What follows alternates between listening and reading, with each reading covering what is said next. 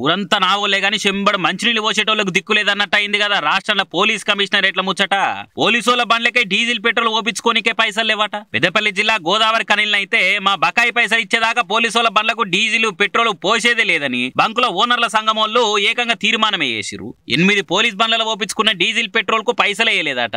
బిల్లులు ఏమైనా సార్లు అని అంటే వస్తాయని చెప్పి పోపించుకుంటారట. ఇక మా బకాయి పైసలు మాకిచ్చేదాకా ఉద్దర పోయమని తెగేసి చెప్పిరు బంకోళ్ళు. దీంతో దిక్కులేక సొంత జోగుల పైసలు తీసే బండ్ల పెట్రోల్ డీజిల్ కొట్టించుకునే పరిస్థితి వచ్చిందట కాకీలకు. ఒక రామగుండం కమిషనరేట్లనే 8 నెలల సంది 2 కోట్ల రూపాయల పెట్రోల్ డీజిల్ బిల్లులు బాకీ ఉన్నదట.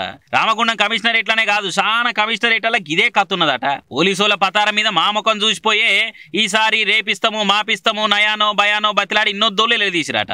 ఒకనాడు 2 వద్దులంటే ఏందో గానీ ఎలకాలం ఎవరు ధరిస్తారు. అందుకే బంకు ఓనర్ల సంఘం వాళ్ళు బాజాబ్తో పొయ్యము అని ముఖం పట్టుకునే చెప్పిరట. మరి పోలీసుల బండ్ల ఇంధనం లేకుంటే సప్పుడు చేకే గుర్రాలను వాడితే బెటర్ ఏమో. లేదు కరెంటు బండ్లు ఉన్నాయి కదా అంటే మళ్ళీ వాడిన కరెంటు కూడా బిల్లులు కట్టాలి కదా, అట్లా కూడా తిప్పలే ఉంది. అగో మన డ్రంక్ అండ్ డ్రైవ్ లో వసూలు చేసిన చలాన్లు ఏడబోతున్నాయి.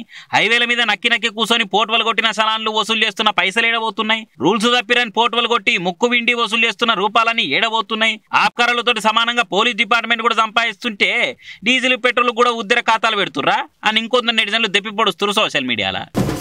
పటినోడు పర్కా అంటే చూసినోడు జల్లా అంటే గిదేనేమో. ముఖ్యమంత్రి రేవంత్ సార్ ట్యాంక్ బండ్ కాడ నిమజ్జనాల ఏర్పాట్లు ఎట్లున్నాయి, నిమజ్జనాలు ఎట్లెట్లయితున్నాయో చూస్తేందుకు హైదరాబాద్ ఎమ్మెల్యేలు పీసీసీ కొత్త చీఫ్ మహేశ్వర్ అన్నలను ఎంబడేసుకొని ఓ రౌండ్ అట్లా తిరిగి వస్తానికి పోయిండు. ఇక ఆడ నిమజ్జనాలకు పోయిన పబ్లిక్ సార్థానికి వచ్చి ముచ్చట పెడుతున్నారు. ముంగట మహేష్ గౌడ్ అన్న ఉన్నాడు, వెనుకపంటి దానం నాగేంద్ర అన్న ఉన్నాడు.